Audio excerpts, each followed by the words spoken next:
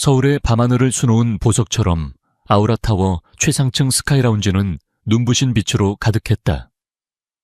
크리스털 샹들리에에서 쏟아지는 금빛 조명은 값비싼 대리석 바닥과 하객들의 다이아몬드 장신구에 부딪혀 사방으로 흩어졌다. 대한민국 재계와 정계의 거물들이 모두 모인 듯한 이 공간은 성공과 야망의 향기로 진동했다. 오늘 밤의 주인공은 비상하는 건설사 진성의 젊은 CEO 강민호와 그의 아내 서유진이었다.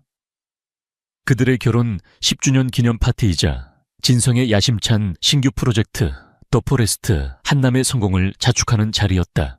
서유진은 강민호의 팔짱을 낀 채 기계적으로 입꼬리를 올렸다.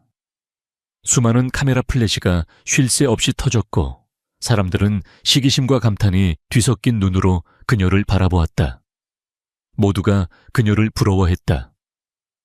눈부신 성공 가도를 달리는 남편 대한민국 상위 1%의 삶, 그리고 동화 속 주인공 같은 그녀의 모습까지. 하지만 정작 유진 자신은 이 모든 것이 거대한 유리 상자 속 풍경처럼 비현실적으로 느껴졌다. 웃음소리 와인잔이 부딪히는 소리, 아첨 섞인 대화들이 웅궁거리는 소음처럼 귓가를 맴돌 뿐이었다. 강 대표님 정말 대단하십니다. 더 포레스트 한남 프로젝트는 진성을 업계 최고 반열에 올려놓을 겁니다. 다 아내 덕분입니다. 유진 씨가 없었다면 오늘의 저도 없었을 겁니다. 강민호는 능숙하게 미소를 지으며 유진의 어깨를 감쌌다. 사람들은 그의 겸손과 아내에 대한 사랑에 또 한 번 감탄했다. 유진은 그 품에 안겨 있으면서도 서늘한 한기를 느꼈다. 언제부터였을까? 그의 손길, 그의 미소, 그의 목소리에서 온기를 느낄 수 없게 된 것이. 그들은 한 침대를 쓰는 부부였지만 마음의 거리는 이미 태평양만큼 멀어져 있었다. 유진은 건축가였다. 화려한 스포트라이트를 받는 강민호와 달리 그녀는 늘 그림자 속에 머물렀다. 진성건설의 초기 디자인 콘셉트와 혁신적인 공간. 설계의 대부분은 그녀의 머리와 손에서 탄생했다. 사람들은 강민호의 천재적인 경영 감각을 칭송했지만 그 감각을 현실로 구현해낸 날카로운 설계 도면 뒤에는 늘 서유진의 밤샘 작업이 있었다. 그녀는 그것으로 만족했다. 사랑하는 남편의 성공이 곧 자신의 성공이라 믿어 의심치 않았다. 잠시 바람 좀 쐬고 올게요. 유진은 답답한 가슴을 애써 진정시키며 민호에게 속삭였다. 민호는 잠시 미간을 찌푸렸지만 이내 인자한 남편의 가면을 다시 쓰고 고개를 끄덕였다. 오래 걸리지 마 여보. 곧 케이크 커팅 해야 하니까. 유진은 인파를 헤치고 테라스로 향했다. 시원한 밤 공기가 폐부 깊숙이 스며들자 조금은 숨통이 트이는 것 같았다. 서울의 야경이 파노라마처럼 펼쳐졌다. 수많은 빌딩의 불빛들이 마치 그녀의 혼란스러운 마음을 비웃는 듯 반짝였다. 그녀는 난간에 기댄 채 샴페인 잔을 입으로 가져갔다. 하지만 술맛은 느껴지지 않았다. 그때였다. 테라스 한쪽 구석 조경수 그림자에 가려진 곳에서 익숙한 목소리가 들려왔다. 강민호의 목소리였다. 그리고 다른 하나는 앙칼지면서도 곁에 섞인 젊은 여자의 목소리. 유진은 본능적으로 몸을 숨겼다. 심장이 불안하게 요동치기 시작했다. 민호 씨, 저 여자랑 언제까지 연극해야 해보는 내가 다 답답해. 목소리의 주인공은 한수희였다. 최근 진성에 거액을 투자한 태강그룹 한 회장의 외동딸. 파티 내내 보란듯이 민호의 주위를 맴돌던 여자였다. 유진은 애써 그녀를 무시하려 했었다. 강민호의 나직한 웃음소리가 들려왔다. 유진이 평생을 사랑했던 그러나 지금은 비수처럼 심장에 박히는 그 웃음소리였다. 조금만 참아 수희야. 더 포레스트 한남 인허가 문제만 완전히 해결되면 돼. 내 아버님 도움이 절대적으로 필요하니까. 저 여자 서유진은 그때까지만 필요한 장식품일 뿐이야. 장식품. 유진의 머릿속에서 그 단어가 메아리 쳤다. 그녀의 온몸에서 피가 빠져나가는 느낌이었다. 손에 들고 있던 샴페인 잔이 위태롭게 떨렸다. 한수희의 목소리가 다시 들렸다. 그래도 10년이나 같이 살았잖아. 이혼할 때 순순히 물러날까? 위자료로 회사 지분이라도 요구하면 어떡해? 걱정 마. 법적으로 문제없게 다 준비해놨어. 애초에 진성법인 설립할 때부터 그 여자 이름은 전부 배제했으니까. 자기가 공동 창업자인 줄 알지만 서류상으론 그냥 내 아내일 뿐이야. 위자료 몇 푼 쥐어주고 내쫓으면 그만이야. 그 여자가 가진 설계 능력. 그거야말로 내가 마음껏 이용해 먹은 가장 쓸모있는 도구였지. 이제 그 도구도 낡았고 더 새롭고 강력한 날개 바로 네가 필요해. 와장창 유진의 손에서 샴페인 잔이 미끄러져 바닥에 떨어졌다. 산산조각난 유리 파편들이 그녀의 부서진 마음처럼 테라스 바닥에 흩어졌다. 소리를 들은 두 사람이 대화를 멈췄다. 유진은 더 이상 숨어 있을 수 없었다. 그녀는 그림자 속에서 천천히 걸어 나왔다. 조명 아래 드러난 그녀의 얼굴은 핏기 하나 없이 새하얗게 질려 있었다. 분노, 슬픔, 배신감, 그리고 처절한 허무함이 뒤섞인 눈으로 그녀는 두 사람을 응시했다. 강민호의 얼굴에 당황한 기색이 스쳐 지나갔지만 그는 이내 냉정한 표정을 되찾았다. 한수인은 오히려 당당하게 유진을 쏘아보며 민호의 팔에 보란듯이 매달렸다. 다 들었어.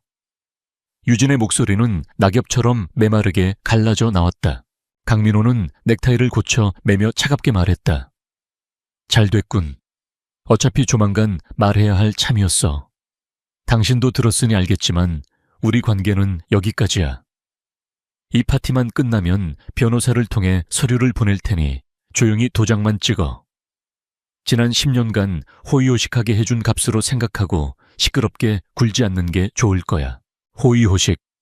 그 단어가 유진의 마지막 남은 이성의 끈을 끊어버렸다. 지난 10년 그녀는 자신의 모든 것을 바쳤다. 자신의 이름, 자신의 재능, 자신의 청춘을 모두 강민호의 성공이라는 재단에 제물로 바쳤다. 그런데 돌아온 것은 장식품, 낡은 도구, 그리고 호의호식이라는 경멸뿐이었다.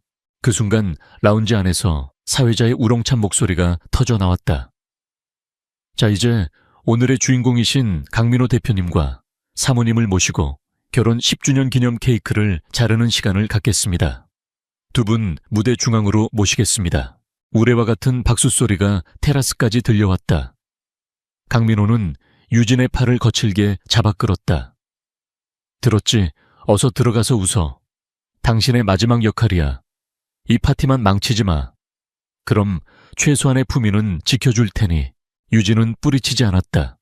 아니, 뿌리칠 힘조차 남아있지 않았다.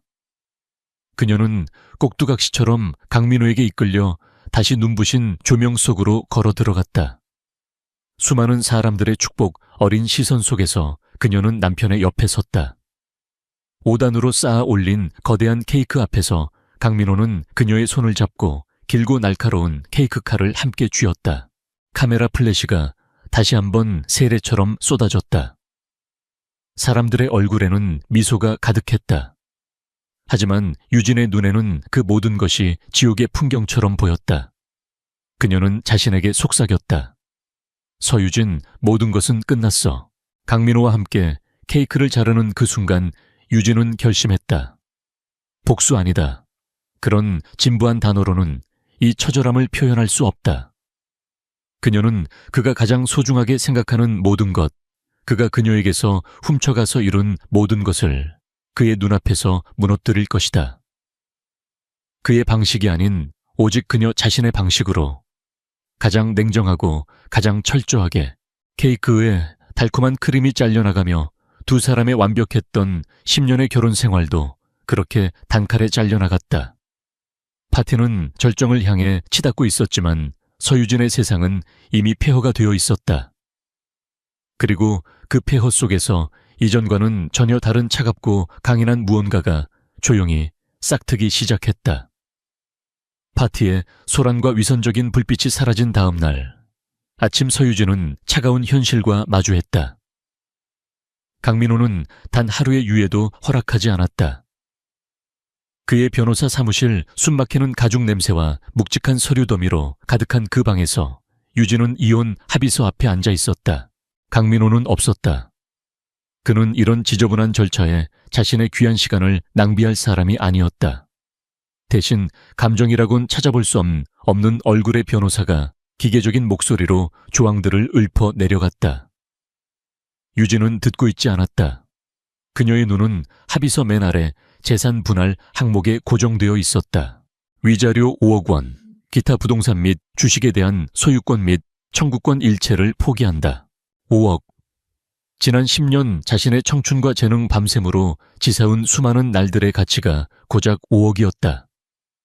그녀가 디자인한 지금 시가로 수백억에 달하는 한남동 저택도 그녀의 아이디어로 시작해 이제는 수천억의 가치를 지닌 진성건설의 지분도 그 무엇도 그녀의 몫은 없었다. 변호사는 그녀가 전업주부로서 기여한 바를 인정해 관대하게 책정된 금액이라고 덧붙였다. 전업주부, 유진의 입가에 희미한 실소가 걸렸다. 세상은 그녀를 그렇게 기억할 것이다. 성공한 남편의 아름다운 아내, 진성의 설계 도면 위에 새겨진 총괄 디자이너 강민호라는 이름 뒤에 숨겨진 진짜 설계자의 존재를 아는 사람은 아무도 없었다. 강민호는 처음부터 철저하게 그녀를 유령으로 만들었다.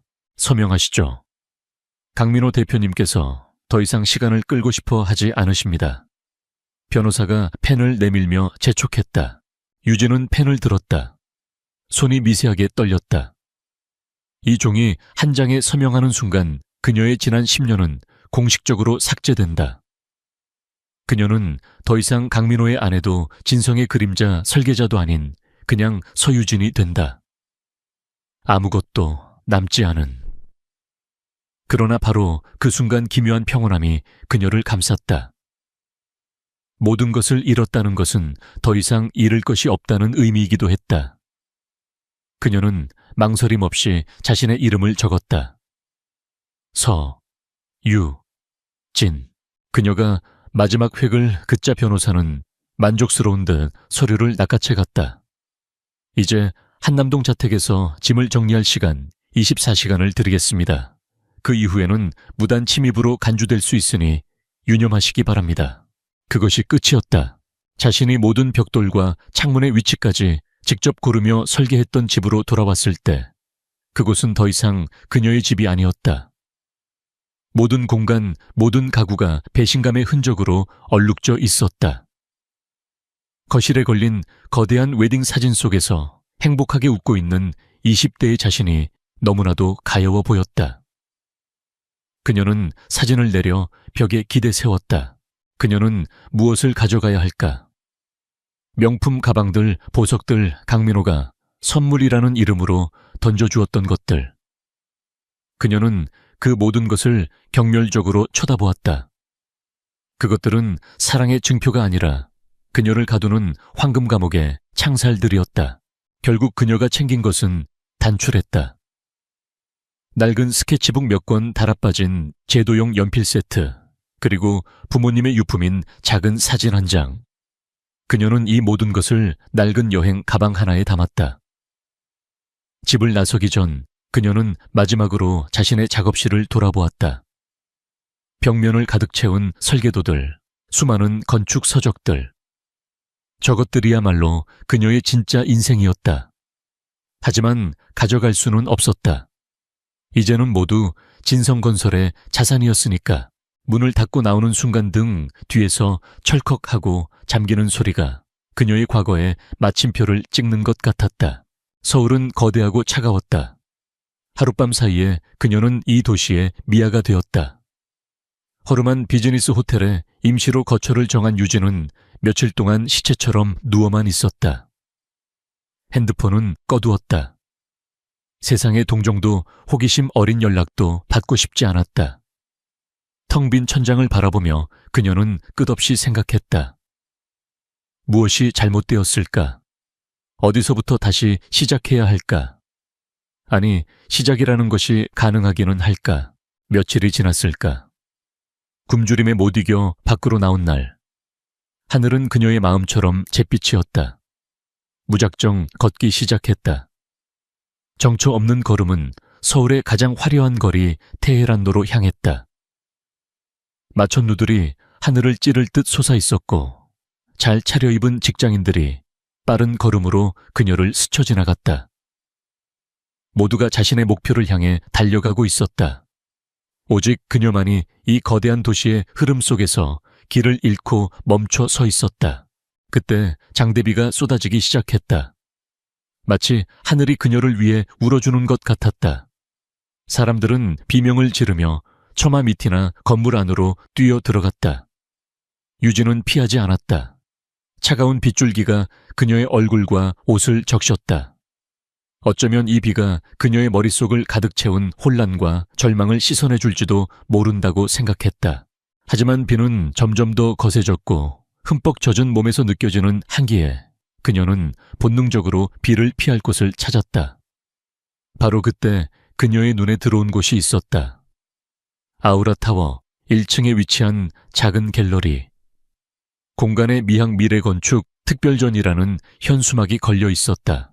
유진은 홀린 듯 갤러리 안으로 들어섰다. 따뜻하고 건조한 공기가 그녀를 감쌌다. 흠뻑 젖은 그녀의 모습에 직원이 잠시 멈칫했지만 별다른 제지는 하지 않았다. 갤러리 안은 한산했다. 벽면에는 여러 건축가들의 실험적인 설계도와 렌더링 이미지가 걸려 있었고 중앙에는 미래형 주거단지를 구현한 거대한 건축 모형이 놓여 있었다. 유진은 아무 생각 없이 전시를 둘러보았다. 하지만 건축은 그녀의 본능과도 같은 것이었다. 어느새 그녀는 작품들 하나하나를 진지하게 뜯어보고 있었다. 화려하지만 실용성이 떨어지는 디자인 기술 과시에만 집착한 설계 인간에 대한 고민이 부재한 공간들. 그녀의 눈에는 설계자들의 의도와 그 한계가 명확하게 보였다. 그녀의 발걸음이 중앙에 놓인 가장 큰 건축 모형 앞에서 멈췄다. 유기적인 곡선과 비정형적인 형태로 이루어진 마치 살아있는 생명체 같은 건물이었다. 미학적으로는 의심할 여지 없이 아름다웠다. 하지만 유진은 미간을 찌푸렸다. 그녀는 모형 주위를 천천히 돌며 동선 채광, 그리고 구조적 안정성을 머릿속으로 시뮬레이션했다. 아름답지만 사람이 살 곳은 아니군요. 그녀도 모르게 작은 탄식이 흘러나왔다. 스스로에게 하는 혼잣말이었다. 하지만 조용한 갤러리 안에서는 그 소리가 유난히 선명하게 들렸다. 어째서 그렇게 생각하지? 낮고 깊은 그러나 날카로운 권위가 실린 목소리가 등 뒤에서 들려왔다. 유진은 깜짝 놀라 뒤를 돌아보았다. 그곳에는 한 무리의 사람들을 대동한 완벽한 수트 차림의 중년 남자가 서 있었다. 그의 눈빛은 너무나도 강렬해서 마치 사람의 내면을 꿰뚫어 보는 것 같았다. 주변 사람들은 모두 그에게 깍듯하게 고개를 숙이고 있었다. 남자의 옆에 있던 설계자로 보이는 젊은 남자가 불쾌한 표정으로 나섰다. 무슨 신뢰되는 말씀이십니까? 이 작품은 세계적인 건축 공모전에서 대상을 받은 너 에덴입니다. 자연과의 완벽한 조화를 이룬 미래형 주거 공간의 새로운 패러다임이라고요. 유진은 대꾸하지 않았다. 엮이고 싶지 않았다. 그녀는 그저 고개를 숙이고 자리를 피하려 했다. 하지만 수트 차림의 남자가 그녀를 막아섰다. 나는 그쪽의 의견을 듣고 싶군. 이유를 말해봐. 그의 목소리에는 거절을 허락하지 않는 힘이 있었다. 유진은 잠시 망설였다. 지금 그녀는 아무것도 가진 것이 없는 초라한 행색의 여자일 뿐이었다. 하지만 그의 진지한 눈빛을 보는 순간 그녀 안에 잠들어 있던 건축가로서의 자존심이 고개를 들었다. 그녀는 더 이상 잃을 것이 없었다. 유진은 모형을 손으로 가리키며 차분하게 입을 열었다. 미학적으로는 훌륭합니다. 하지만 이 아름다운 곡선을 유지하기 위해 엄청난 양의 내부 공간이 희생되었습니다. 보세요. 이 기둥들은 구조적으로 불필요하게 두껍고 거주 공간의 효율성을 심각하게 해치고 있습니다. 그리고 이 창문들 보기에는 멋지지만 실제 채광량은 극히 적을 겁니다. 무엇보다 이 복잡한 동선은 어떻고요? 입주민들은 매일 집 안에서 길을 잃는 기분을 느끼게 될 겁니다. 건물은 조각품이 아닙니다. 결국 사람이 그 안에서 살아가야 하는 공간입니다. 이 디자인에는 기술과 형태만 있고 가장 중요한 사람에 대한 배려가 빠져 있습니다. 그녀의 목소리는 떨리지 않았다. 오히려 확신에 차 있었다. 지난 10년간 강민호의 그늘 아래서 오직 효율과 상업성만을 위해 억눌러왔던 그녀의 진짜 철학이 터져나온 순간이었다. 설명을 마쳤을 때 갤러리 안에는 정적이 흘렀다. 젊은 설계자의 얼굴은 붉게 달아올랐고 다른 사람들은 당황한 기색이 역력했다. 오직 수트 차림의 남자만이 흥미로운 눈빛으로 유진을 뚫어지게 바라보고 있었다. 그는 오랫동안 침묵을 지키다가 마침내 입을 열었다. 당신 말이 맞아. 그 한마디에 주변 사람들이 모두 놀란 눈으로 그를 쳐다보았다. 이 모형은 내가 주최한 공모전의 대상작이다. 모두가 칭찬만 늘어놓을 때 나는 당신과 똑같은 불편함을 느끼고 있었지. 하지만 그것이 무엇인지 정확하게 짚어내지 못하고 있었다. 당신 덕분에 명확해졌군. 남자는 품 안에서 명함 지갑을 꺼내더니 명함 한 장을 유진에게 내밀었다. 이름이 뭐지? 서유진입니다. 나는 권지혁이라고 한다. 유진은 기계적으로 명함을 받아들었다. 심플한 디자인의 두툼한 종이 위에는 단 3줄의 글자만 새겨져 있었다. 아우라그룹 회장 권지혁. 아우라그룹. 대한민국 재계의 정점에 있는 거대 기업. 그리고 그 제국의 황제 권지혁. 유진의 심장이 쿵 하고 내려앉았다. 그녀는 고개를 들어 다시 남자를 바라보았다. 그는 여전히 무표정한 얼굴이었지만 그의 눈은 이렇게 말하고 있는 듯했다. 나는 네 가치를 알아보았다. 그때 누군가 외쳤다. 회장님, 비가 그쳤습니다. 유진은 창밖을 보았다. 언제 그랬냐는 듯 비는 멎어 있었고 짙은 구름 사이로 한 줄기 햇살이 쏟아져 내리고 있었다. 그 빛은 정확히 그녀의 손에 들린 권지혁의 명함을 비추고 있었다. 권지혁은 더 이상 아무 말 없이 돌아서서 갤러리를 나갔다. 그의 뒤를 따라 사람들도 썰물처럼 빠져나갔다. 갤러리 안에는 다시 유진 혼자만 남았다. 그녀는 멍하니 손에 들린 명함을 내려다보았다. 차갑고 단단한 종이의 감촉이 꿈이 아니라는 것을 말해주고 있었다. 인생의 가장 깊은 나락, 모든 것이 끝났다고 생각했던 바로 그 순간. 그녀의 세상에 아주 작은, 그러나 분명한 빛 한 줄기가 비치기 시작했다. 권지혁의 명함은 서유진의 허름한 호텔방에서 유일하게 빛나는 물건이었다. 그녀는 꼬박 이틀 동안 그 작고 단단한 종이 조각을 손에서 놓지 못했다. 한쪽에서는 이건 말도 안 돼. 그저 부자의 변덕일 뿐이야 라는 냉소적인 목소리가 들려왔고 다른 한쪽에서는 이게 마지막 기회일지 몰라 라는 절박한 속삭임이 울렸다. 그녀의 현재 처지와 명함에 새겨진 아우라그룹 회장이라는 이름 사이의 간극은 너무나도 거대했다. 며칠 전까지만 해도 대한민국 상위 1%의 삶을 살던 그녀였지만 이제는 당장 다음 달 방세를 걱정해야 하는 신세였다. 이런 그녀에게 아우라의 회장이 관심을 보였다는 사실 자체가 비현실적으로 느껴졌다. 사흘째 되던 아침 유진은 마침내 결심을 굳혔다. 거울 앞에 서서 며칠 사이 헬쑥해진 자신의 얼굴을 마주보았다. 눈 밑에는 짙은 그늘이 졌지만 눈빛만은 꺼지지 않은 불씨처럼 희미하게 타오르고 있었다. 그래, 잃을 것도 없잖아. 그녀는 심호흡을 한번 하고 명함에 적힌 번호로 전화를 걸었다. 역시나 회장에게 바로 연결될 리 없었다. 차분하고 지적인 목소리의 비서가 전화를 받았다. 아우라그룹 회장실입니다. 저 서유진이라고 합니다. 며칠 전 권지혁 회장님께 명함을 받았습니다. 유진의 목소리는 스스로 듣기에도 불안하게 떨렸다. 비서는 잠시 말이 없었다. 유진은 이대로 잘못 보신 모양입니다 라는 대답이 돌아올 것이라 예상했다. 하지만 비서의 다음 말은 그녀의 예상을 완전히 빗나갔다. 아, 서유진님, 기다리고 있었습니다. 회장님께서 연락 오실 거라고 미리 말씀해 주셨습니다. 혹시 오늘 오후 2시 아우라타워 본사에서 뵙는 건 어떠십니까? 기다리고 있었다. 그 한마디에 유진의 심장이 세차게 뛰기 시작했다. 변덕이 아니었다. 진심이었다. 그녀는 떨리는 목소리로 약속을 잡고 전화를 끊었다. 약속 시간보다 1시간 이른 오후 1시 유진은 아우라타워 앞에 섰다.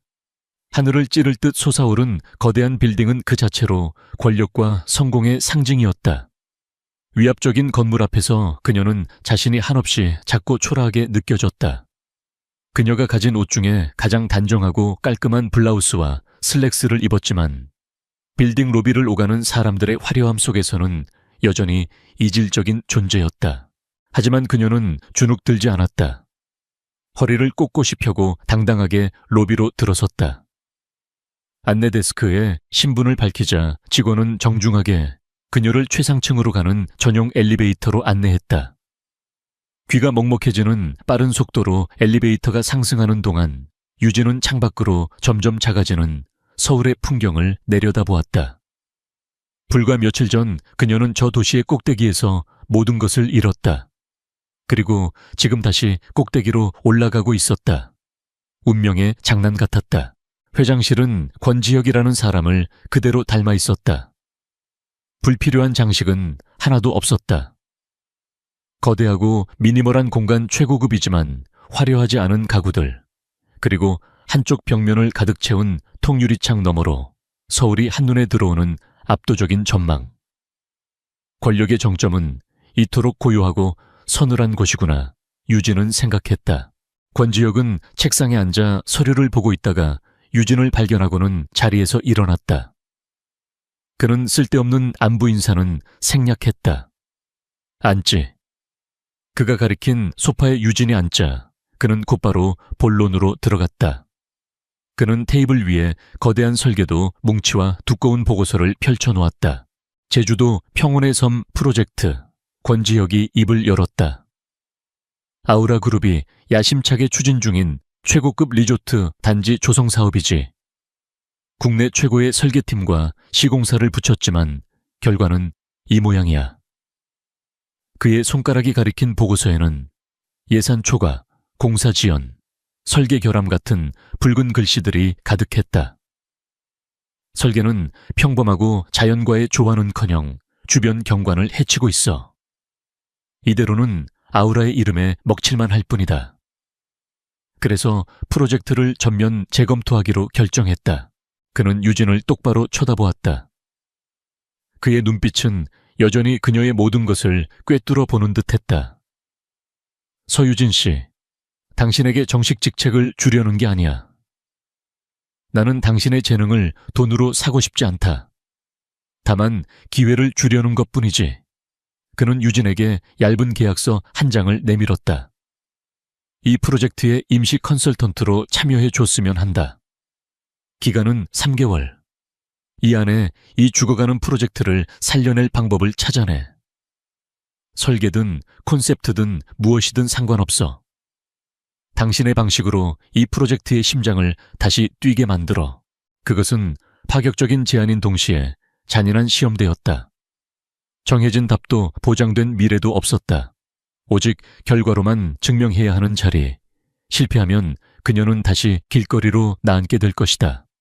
만약 제가 해낸다면요? 유진이 물었다. 권지혁의 입가에 처음으로 희미한 미소가 스쳤다.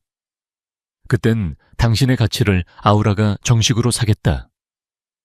당신이 원하는 그 어떤 자리든 그에 걸맞은 대우를 해주지.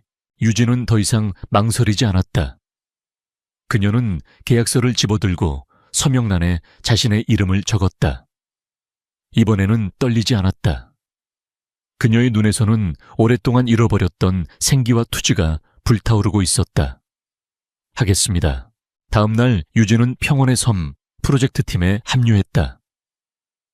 그녀의 자리는 설계팀 한쪽 구석에 마련된 작은 책상 하나였다.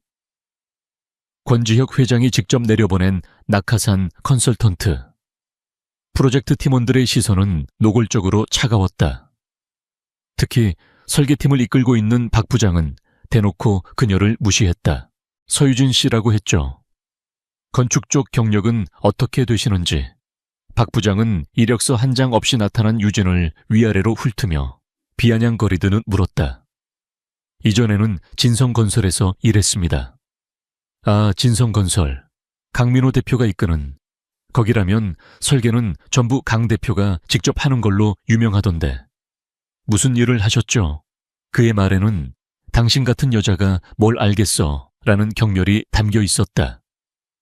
팀원들 사이에서 작은 비웃음이 터져 나왔다. 유진은 굳이 변명하지 않았다. 말로 싸워 이길 수 없다는 것을 잘 알았다. 그녀는 그저 묵묵히 자신의 자리에 앉아 산더미처럼 쌓인 프로젝트 자료들을 파고들기 시작했다. 박 부장은 그녀에게 의도적으로 가장 쓸모없는 자료들, 이미 폐기된 초기 설계안이나 복잡하기만 한 지질 조사 보고서 따위를 던져주었다. 그녀를 고립시켜 스스로 나가떨어지게 만들려는 속셈이었다. 한편 서유진이 아우라그룹 프로젝트에 합류했다는 소문은 업계에 빠르게 퍼져나갔다. 당연히 강민호의 귀에도 들어갔다. 그는 자신의 호화로운 CEO 사무실에서 한수희와 와인을 마시며 그 소식을 전해 들었다. 서유진이 아우라에 푸아하 강민호는 박장대소했다. 임시 컨설턴트 망해가는 프로젝트에 권지혁 회장도 늙었나 보군. 길 잃은 고양이라도 주워다 키우는 취미가 생겼나. 한수희가 그의 품에 안기며 교태 섞인 목소리로 말했다. 오빠 신경 쓰여. 그래도 10년이나 같이 산 여잔데. 신경 웃기지 마. 그 여자가 뭘 할 수 있는데 내 이름 없이는 스케치 하나 제대로 못 팔아먹을 여자야. 아마 한 달도 못 버티고 울면서 뛰쳐나올걸. 그 여자한테는 내 그늘 아래서 장식품처럼 사는 게 딱 어울리는 인생이야. 그는 유진의 노력을 비웃고 무시했다. 그에게 서유진은 여전히 자신이 버린 무가치한 존재일 뿐이었다. 그의 오만함은 하늘을 찔렀다. 하지만 강민호의 예상과 달리 유진은 울지 않았다. 그녀는 누구보다도 강했다. 낮에는 팀원들의 냉대와 무시를 묵묵히 견뎌냈고 밤에는 모두가 퇴근한 텅 빈 사무실에 홀로 남아 자료와 씨름했다. 그녀는 박 부장이 던져준 쓸모없는 자료들 속에서 오히려 누구도 발견하지 못한 문제의 본질을 찾아내기 시작했다. 그녀는 주말에 혼자 제주도행 비행기에 몸을 실었다. 프로젝트 부지를 직접 답사하기 위해서였다. 탁 트인 바다와 아름다운 오름들. 제주의 자연은 완벽했다. 문제는 그것을 담아내려는 인간의 설계였다. 기존 설계안은 이 아름다운 자연을 존중하는 것이 아니라 억지로 짓누르고 군림하려 하고 있었다. 유진은 현장에서 살다시피 하는 인부들과 스스럼 없이 어울리며 막걸리를 마셨고 그들이 현장에서 느끼는 실질적인 문제점들을 귀담아 들었다. 그녀는 책상에 앉아 도면만 그리는 건축가가 아니었다. 바람의 방향, 햇빛의 각도 땅의 미세한 경사까지 온몸으로 느끼며 공간을 이해하려 했다. 다시 서울의 사무실로 돌아온 그녀의 책상 위에는 수많은 스케치들이 쌓여갔다. 밤늦게까지 홀로 불이 켜진 그녀의 자리를 처음에는 무시하던 팀원들도 조금씩 다른 눈으로 보기 시작했다. 그녀의 스케치북에 그려지는 선들은 기존의 설계와는 완전히 달랐다. 건물을 내세우는 것이 아니라 자연 속으로 건물을 숨기고 바람과 빛을 건축의 일부로 끌어들이는 방식. 그것은 완전히 새로운 패러다임이었다. 아무도 그녀에게 기대를 걸지 않았지만 버려진 땅과 같아졌던 그녀의 마음속에서 새로운 시작의 씨앗은 이미 뿌리를 내리고 조용하지만 굳건하게 싹을 틔우고 있었다. 그 누구도 막을 수 없는 강력한 생명력이었다. 한 달 후 아우라그룹의 심장부인 30층 대회의실에는 팽팽한 긴장감이 감돌았다. 평원의 섬 프로젝트의 운명을 결정할 최종 프레젠테이션이 열리는 날이었다. 권지혁 회장을 비롯한 그룹의 핵심 이사진이 모두 참석한 가운데 서유진은 발표대 앞에 섰다. 그녀의 뒤로는 기존 설계팀의 수장인 박 부장과 팀원들이 경멸과 의심이 뒤섞인 눈으로 그녀를 쳐다보고 있었다. 지난 한 달간 유진은 잠자는 시간까지 쪼개가며 새로운 설계안에 매달렸다. 그녀는 단순히 건물의 외형을 바꾸는 수준에 그치지 않았다. 프로젝트의 근본 철학부터 다시 썼다. 제가 제안하는 새로운 평온의 섬은 숨 쉬는 건축이라는 철학에서 시작합니다. 유진의 차분하고 자신감 있는 목소리가 회의실에 울려 퍼졌다. 그녀는 화려한 3D 이미지나 기술적인 수치를 먼저 내세우지 않았다. 대신 그녀가 제주도에서 직접 찍은 사진들을 보여주었다. 바람에 흔들리는 억새풀 현무암 돌담에 낀 이끼해 진력 바다를 물들이는 노을. 기존의 설계는 이 위대한 자연을 정복하고 그 위에 군림하려는 오만한 시도였습니다. 하지만 진정한 럭셔리는 자연을 소유하는 것이 아니라 그 일부가 되는 경험을 제공하는 것입니다. 그녀는 스크린에 새로운 조감도를 띄웠다. 이 사진 사이에서 나지막한 탄성이 터져 나왔다. 거대한 콘크리트 덩어리 대신 제주의 오름을 닮은 유기적인 곡선의 건물들이 자연스럽게 지형에 녹아들어 있었다. 각 건물은 바람의 길과 햇빛의 흐름을 방해하지 않도록 배치되었고 제주의 현무암과 삼나무 같은 토착 재료를 사용해 주변 환경과 하나가 된 듯한 모습이었다. 이 설계는 단순히 아름답기만 한 것이 아닙니다. 기존 설계안 대비 20%의 공사비를 절감할 수 있으며 자연 채광과 환기를 극대화하여 연간 에너지 비용을 30% 이상 줄일 수 있습니다. 또한 제주 지역의 소규모 자재 업체 및 장인들과의 협력을 통해 지역 경제에도 기여할 수 있습니다. 그녀의 발표는 완벽했다. 미학, 철학, 경제성, 그리고 사회적 가치까지 모든 것을 아우르고 있었다. 박 부장이 날카롭게 질문을 던졌다. 비현실적인 이상론에 불과합니다. 그런 유기적인 형태를 구현하려면 특수 자재와 고도의 기술력이 필요한데 예산 절감이라는 건 어불성설입니다. 유진은 기다렸다는 듯이 돌아섰다. 박 부장님께서 검토하신 자료는 서울의 대형 시공사 기준일 겁니다. 저는 지난 주말 제주 현지의 소규모이지만 기술력 있는 자재 업체 5군데와 직접 미팅을 가졌습니다.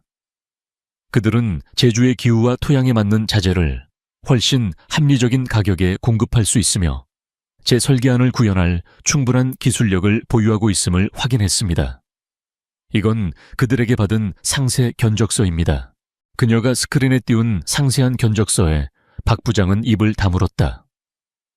그는 책상에 앉아 탁상 공론만 하고 있을 때 유진은 현장을 발로 뛰며 해답을 찾아낸 것이다. 회의 내내 침묵을 지키던 권지혁 회장이 마침내 입을 열었다. 그의 목소리는 낮았지만 회의실 전체를 압도했다. 이것이 내가 찾던 아우라의 정신이다. 그는 자리에서 일어나 유진을 향해 말했다. 감탄 경의 그리고 존중. 건축이 줄 수 있는 최고의 가치를 서유진 씨의 설계 안에서 보았어. 오늘부로 평온의 섬 프로젝트의 총괄 책임은 서유진 컨설턴트에게 위임한다. 박 부장팀은 서유진 총괄의 지시에 전적으로 따르도록 선언과도 같은 말이었다. 박 부장의 얼굴은 잿빛으로 변했고 다른 이사들은 놀라움과 함께 새로운 기대감에 찬 눈으로 유진을 바라보았다. 한 달 전 흠뻑 젖은 생쥐꼴로 갤러리에 나타났던 여인은 이제 거대 프로젝트를 이끄는 총괄 책임자가 되어 있었다. 그날 이후 모든 것이 달라졌다. 유진에게는 회장 직속의 전폭적인 지원이 뒤따랐다. 프로젝트는 놀라운 속도로 진행되었고 그녀의 이름은 건축계에 조용하지만 강렬한 파문을 일으키기 시작했다. 유명 건축 잡지에서 인터뷰 요청이 쇄도했고 업계 사람들은 아우라 그룹에 나타난 미지의 실력자에 대해 궁금해했다. 이 소식은 강민호의 심기를 제대로 건드렸다. 그는 서유진이 자신의 그늘을 벗어나서는 아무것도 하지 못할 것이라 확신했다. 그러나 그녀는 보란듯이 재기했고 이제는 자신을 위협할 만한 존재로 성장하고 있었다.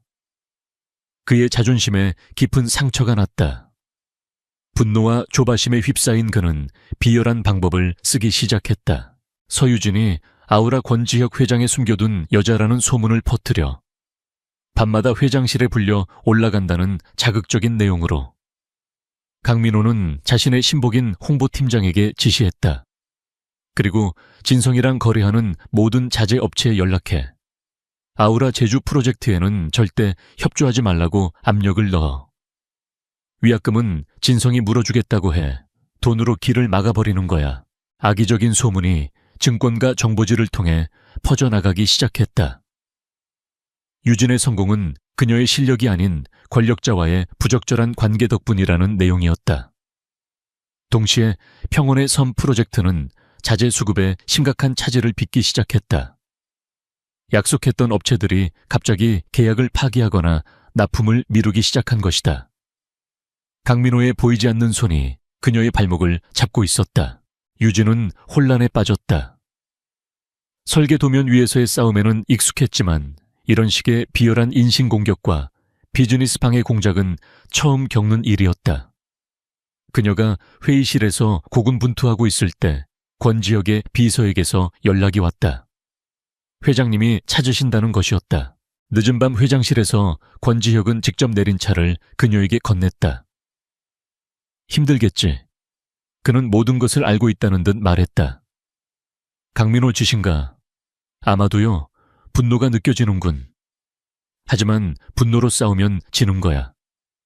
이런 싸움은 머리로 하는 거다.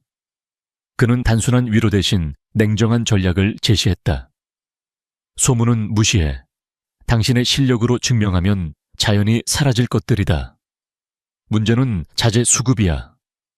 강민호가 당신이 알던 기존 업체들을 막아선 거겠지. 그의 손이 닿지 않는 그가 알지 못하는 새로운 길을 찾아내야 해. 그의 조언은 유진의 머릿속을 환하게 밝혔다.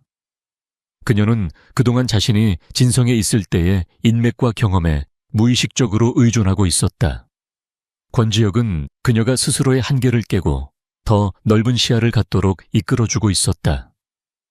그들은 그날 밤 늦게까지 단순한 회장과 컨설턴트의 관계를 넘어 마치 오랜 세월 합을 맞춘 전략가들처럼 머리를 맞대고 해결책을 모색했다. 유진은 권지혁의 조언대로 움직였다. 그녀는 강민호의 영향력 아래 있는 대형 업체들을 과감히 포기했다. 대신 제주도 현지에서 작지만 잠재력 있는 신생업체나 장인들을 직접 찾아 나섰다. 그 과정은 힘들었지만 결과적으로 프로젝트에는 더 큰 이득이 되었다. 제주의 특성을 가장 잘 이해하는 현지 인력들과의 협업은 프로젝트의 독창성과 진정성을 더해주었다. 소문에 대한 대응은 더욱 영리했다. 그녀는 자신을 비방하는 가십성 매체 대신 가장 권위 있는 건축 전문지 공간과의 단독 인터뷰에 응했다. 인터뷰에서 그녀는 권지혁 회장과의 관계에 대한 질문에 미소로 답했다. 권 회장님은 제게 재능의 가치를 알아봐 주신 은인이자 최고의 전략을 가르쳐주는 스승입니다. 그분과의 부적절한 관계를 의심하는 분이 있다면 그건 아마 단 한 번도 자신의 실력만으로 무언가를 이뤄본 적 없는 사람일 겁니다. 그녀는 자신감 넘치는 태도와 건축에 대한 깊이 있는 철학으로 인터뷰를 지배했고 기사가 나간 후 모든 추문은 힘을 잃고 사라졌다. 이 모든 과정을 지켜보면서 권지혁은 서유진이라는 여자에게 점점 더 깊이 빠져들었다. 그녀는 그가 던져준 기회를 잡았을 뿐만 아니라 위기를 기회로 만드는 지혜와 강인함을 보여주었다. 그의 눈에는 이제 그녀가 단순한 유능한 부하 직원이 아니라 동등한 파트너이자 존중할 만한 한 명의 인간, 그리고 여자로 보이기 시작했다. 유진 또한 마찬가지였다. 차갑고 위압적이기만 하던 권지혁의 가면 뒤에 숨겨진 날카로운 통찰력과 따뜻한 신뢰, 그리고 결정적인 순간에 든든한 방패가 되어주는 그의 모습에 마음이 움직이기 시작했다. 그들의 관계는 이제 단순한 상하 관계를 넘어 서로에게 영감을 주는 특별한 교감으로 발전하고 있었다. 어느덧 프로젝트 1단계가 성공적으로 마무리되던 날, 유진은 석양이 지는 제주의 공사 현장에 서 있었다. 그녀의 설계가 현실이 되어 눈앞에 펼쳐져 있었다. 그때 그녀의 핸드폰이 울렸다. 권지혁이었다. 보고 있나, 네 회장님? 보고 있습니다. 내가 아니라 당신이 해낸 거야. 잘하고 있어, 서유진 씨. 그의 목소리에는 회장의 위험이 아닌 한 남자의 따뜻한 인정과 칭찬이 담겨 있었다.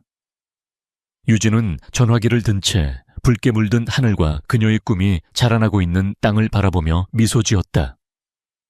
강민호가 시작한 비열한 전쟁의 첫 번째 전투는 그녀의 완벽한 승리로 끝나고 있었다. 제주 평원의 섬 프로젝트의 성공적인 1단계 마무리는 서유진의 위상을 완전히 바꿔놓았다.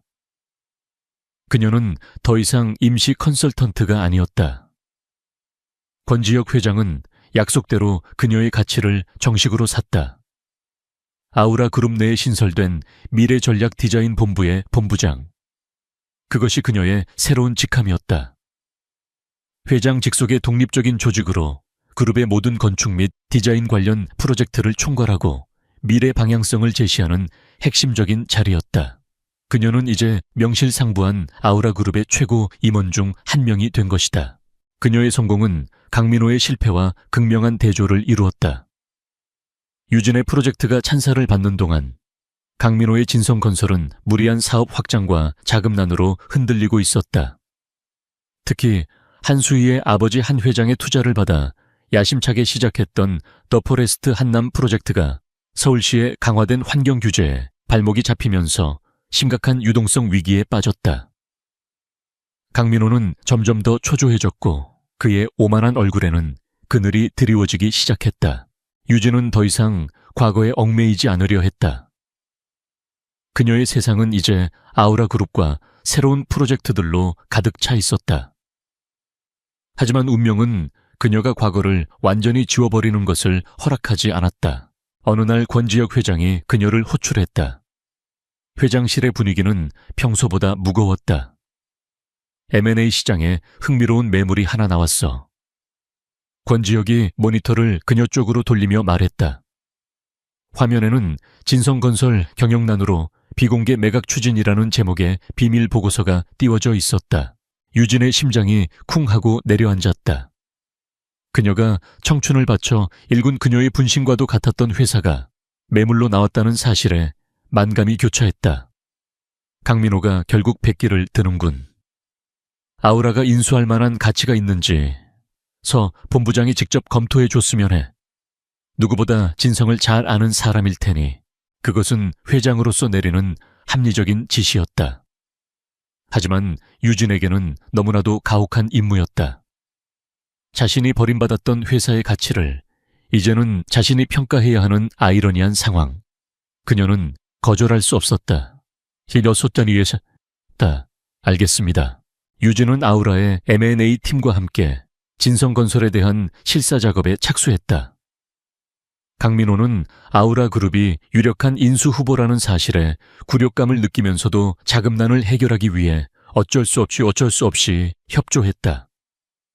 그는 유진이 실사팀의 책임자라는 사실을 알고는 이성을 잃을 정도로 분노했지만 권지혁의 서슬, 퍼런 경고 앞에 아무것도 할 수 없었다. 유진은 며칠 밤낮으로 진성의 내부 자료들을 파고들었다. 재무제표, 계약서 설계도면, 시공감리, 보고서까지. 그녀의 손을 거쳐갔던 익숙한 프로젝트들의 기록을 다시 마주하는 것은 씁쓸한 경험이었다. 하지만 그녀는 사적인 감정을 배제하고 아우라의 본부장으로서 냉정하게 자료들을 분석했다. 그러던 중 그녀는 이상한 점을 발견했다. 몇몇 대형 프로젝트의 자재 구매 내역과 실제 시공 내역서 사이에 미세한 불일치가 있었다. 최고급 자재를 구매한 것으로 서류는 꾸며져 있었지만 그녀의 기억 속 설계와는 다른 한 등급 낮은 자재가 사용된 흔적들이었다. 처음에는 단순한 실수나 현장의 착오라고 생각했다. 하지만 의심의 씨앗은 한번 싹 트자 걷잡을 수 없이 자라났다. 그녀는 M&A 팀에도 알리지 않고 혼자서 더 깊이 파고들기 시작했다. 그녀는 자신의 기억과 과거의 경험을 총동원해 강민호가 숨겨놓았을 법한 비자금의 흐름을 역으로 추적했다.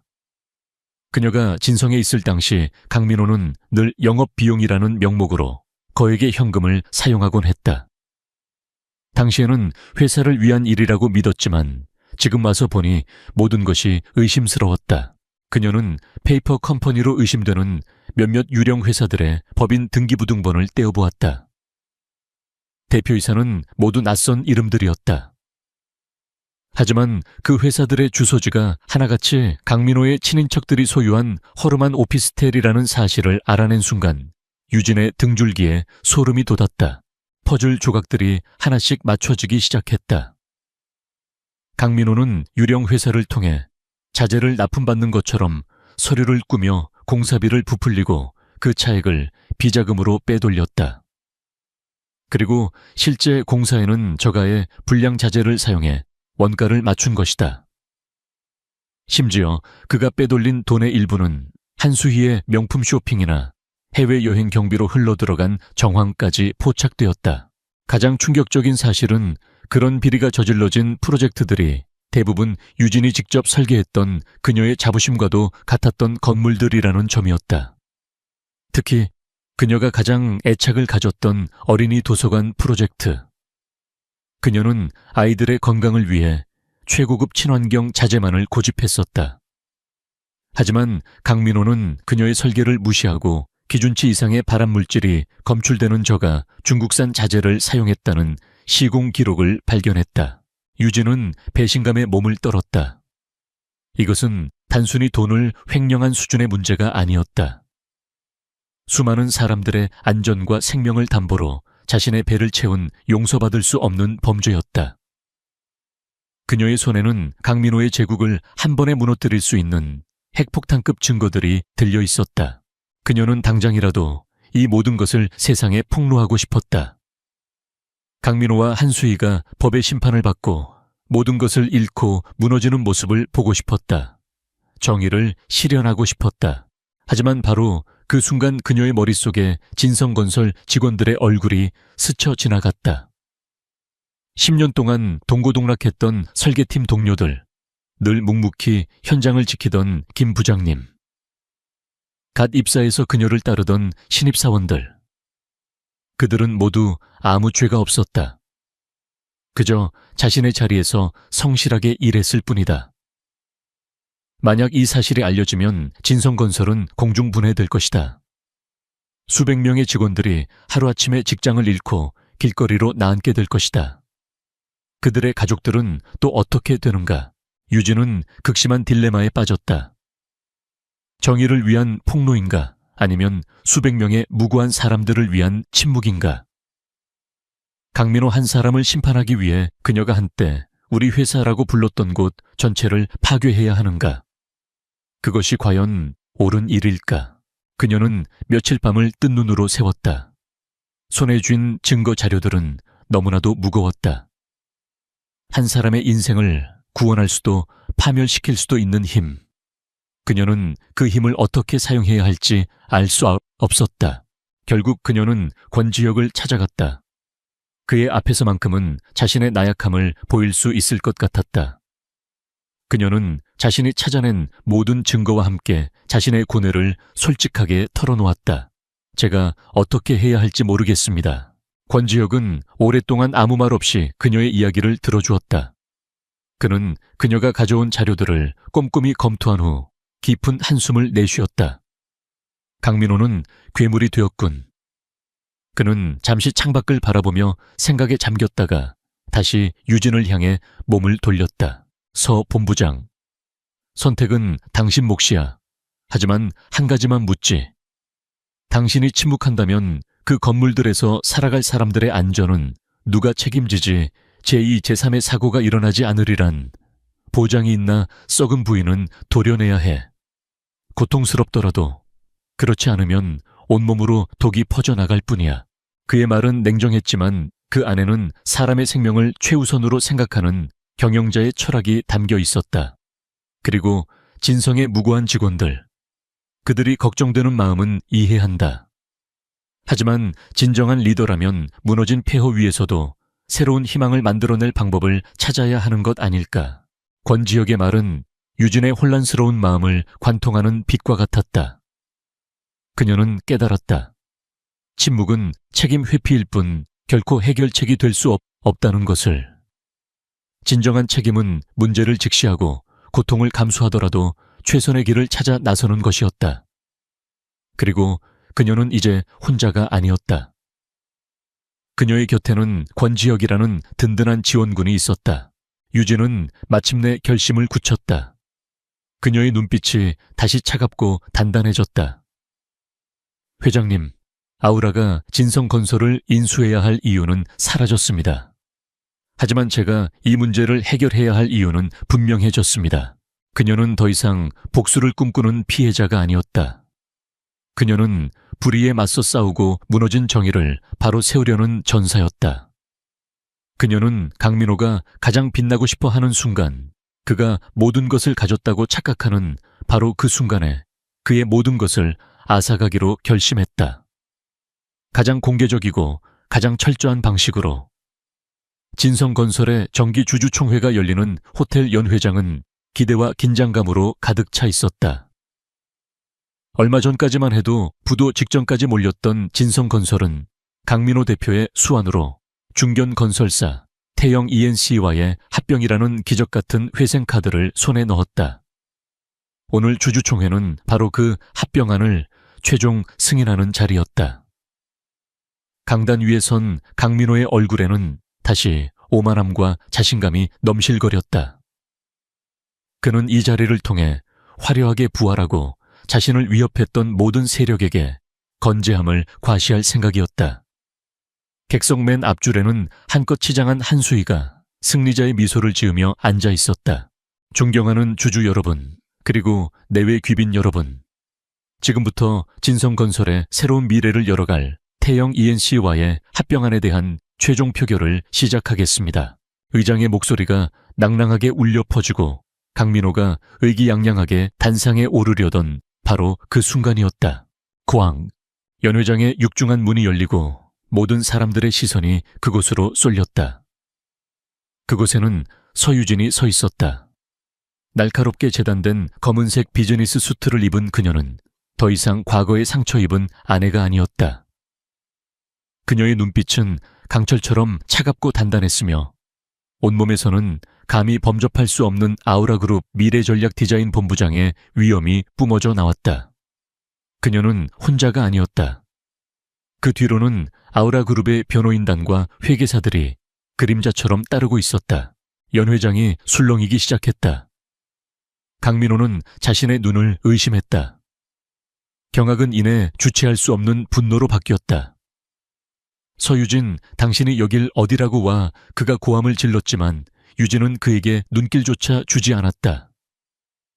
대신 그녀와 함께 온 변호사 중 한 명이 앞으로 나서 의장에게 서류 한 장을 내밀었다. 서유진 본부장님은 본회의의 의결권을 가진 주요 주주 블루에셋 투자조합의 정식 대표 자격으로 참석하셨습니다. 주주로서 발언권을 정식으로 요청하는 바입니다. 블루에셋 투자조합. 강민호의 머릿속이 하얗게 비었다. 최근 진성의 유동성 위기 속에서 주식을 대량으로 매입해 순식간에 주요 주주로 떠오른 정체불명의 투자조합이었다. 그는 자금난 해결에 급급해 미처 그 배후를 파악하지 못했다. 그것이 권지혁의 자금으로 움직이는 서유진의 손에 쥐어진 칼날일 줄은 꿈에도 몰랐던 것이다. 의장은 당황했지만 적법한 주주의 발언권을 막을 명분이 없었다. 강민호는 속수무책으로 그녀가 단상으로 걸어 올라오는 것을 지켜봐야만 했다. 유진은 강민호를 스쳐지나 단상 중앙에 섰다. 그녀는 주주들을 향해 고개를 숙여 인사했다. 목소리는 놀라울 정도로 차분하고 안정적이었다. 블루에셋 투자의 서유진입니다. 오늘 이 자리는 진성건설의 미래를 결정하는 중요한 자리임을 잘 알고 있습니다. 그래서 저는 태영 ENC와의 합병안을 표결에 붙이기 전에 주주 여러분께서 반드시 아셔야 할 진성건설의 진정한 재무, 건전성 및 윤리적 상태에 대해 말씀드리고자 합니다. 그녀는 개인적인 원한이나 감정을 한마디도 내비치지 않았다. 오직 주주의 권리와 회사의 미래를 위하는 대리인의 모습이었다. 강민호는 불길한 예감에 휩싸였다. 유진의 신호에 따라 연 회장 대형 스크린의 화면이 바뀌었다. 복잡하게 얽힌 도표가 나타났다. 먼저 진성건설의 자금 흐름 문제입니다. 그녀는 레이저 포인터로 스크린을 가리켰다. 화면에는 지난 5년간 진성건설의 주요 프로젝트에서 CNJ 개발, 한성 DNC 등 여러 유령 회사로 거액의 공사 대금이 흘러 들어간 내역이 선명하게 나타났다. 이 회사들은 모두 서류상으로만 존재하는 페이퍼 컴퍼니이며 그 자금의 최종 종착지는 바로 강민호 대표의 개인 계좌와 그의 내연 여인 한수희 씨의 계좌였습니다. 객석이 술렁이기 시작했다. 한수희의 얼굴이 새하얗게 질렸다. 유진은 멈추지 않았다. 그렇다면 부풀려진 공사대금의 손실은 어떻게 메웠을까요? 바로 자재 바꿔치기입니다. 스크린에는 두 개의 설계도가 나란히 나타났다. 하나는 유진이 과거에 직접 그렸던 원본 설계도. 다른 하나는 실제 시공에 사용된 변경 설계도였다.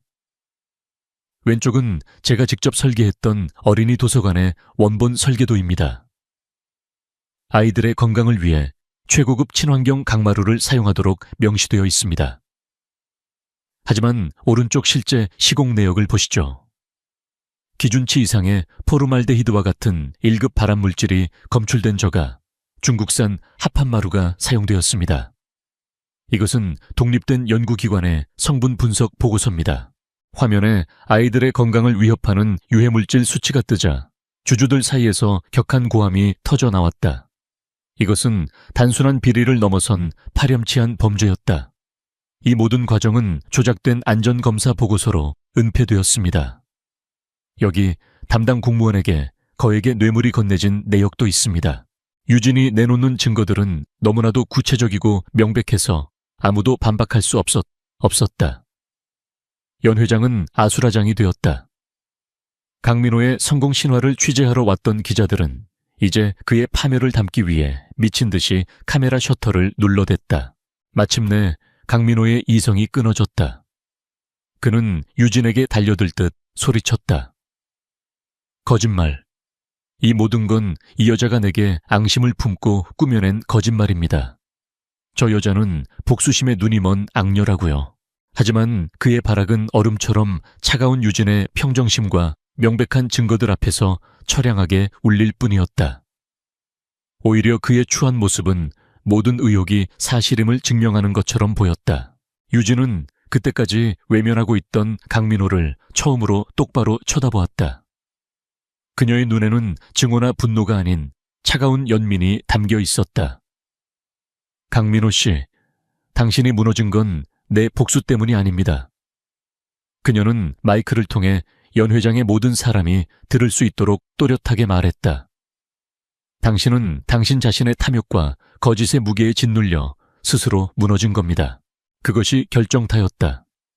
유진은 다시 주주들을 향해 돌아섰다. 존경하는 주주 여러분, 다시 묻겠습니다. 이토록 추악한 불법과 비리로 가득 찬 회사와의 합병을 정말로 계속 추진하시겠습니까? 합병안은 그 자리에서 폐기되었다.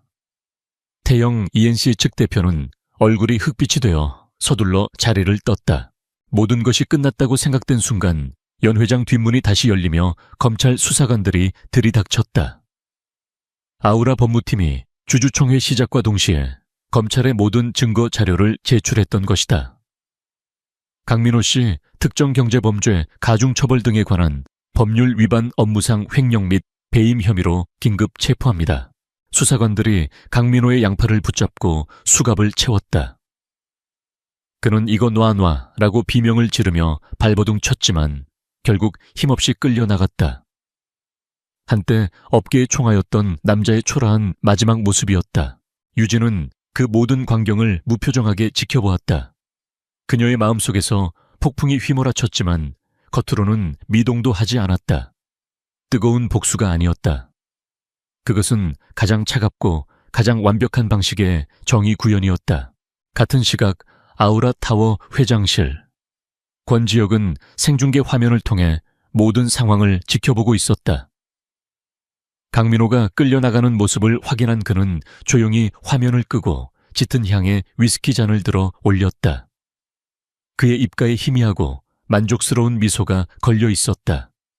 체스판의 모든 말이 그의 계산대로 움직였고 그의 퀸은 완벽하게 적의 킹을 잡아냈다. 강민호의 몰락은 한 시대의 끝을 의미했다. 주주총회에서 터져나온 진실은 대한민국 사회에 거대한 파장을 일으켰다.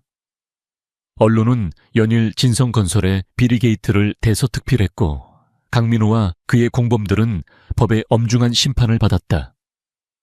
수많은 증거 앞에 강민호는 징역 15년이라는 중형을 선고받고 교도소에 수감되었다.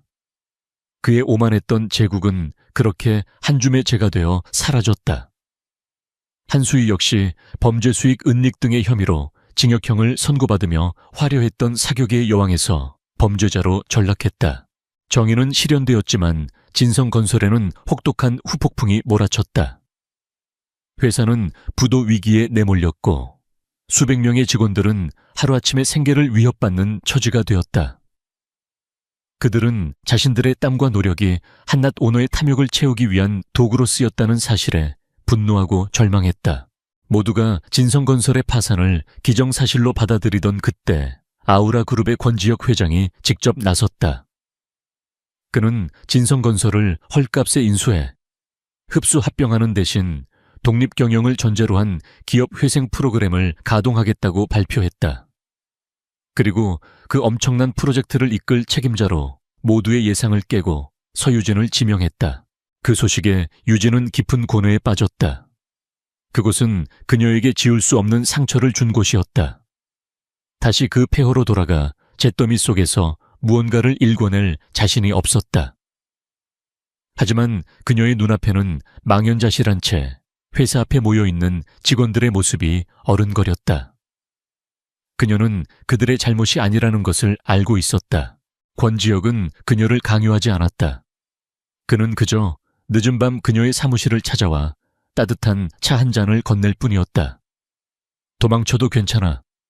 누구도 당신을 비난하지 못해. 당신은 이미 충분히 많은 짐을 짊어졌으니까. 그의 배려 깊은 말에 오히려 유진의 마음은 단단해졌다. 도망치는 것은 그녀의 방식이 아니었다. 그녀는 무너진 것을 바로 세우고 상처 입은 사람들을 일으켜 세우고 싶었다.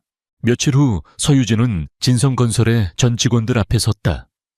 그녀는 화려한 비전이나 공허한 약속을 늘어놓지 않았다. 대신 자신의 상처와 회사가 처한 현실을 솔직하게 고백했다.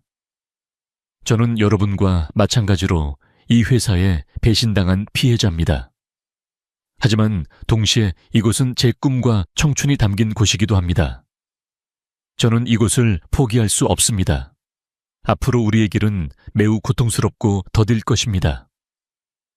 하지만 저는 여러분과 함께 이 회사를 신뢰와 투명성이라는 반석 위에 다시 세우고 싶습니다. 돈이 아니라 사람을 위한 건축을 하는 회사로 다시 태어나게 하고 싶습니다. 저와 함께 해주시겠습니까? 진심이 담긴 그녀의 연설에 강당을 가득 채웠던 불신과 냉소는 점차 희망과 결의로 바뀌어갔다. 직원들은 뜨거운 박수로 그녀의 제안에 화답했다. 그날부터 진성 재건 프로젝트가 시작되었다. 유진은 그야말로 눈코 뜰 새 없이 바쁜 나날을 보냈다.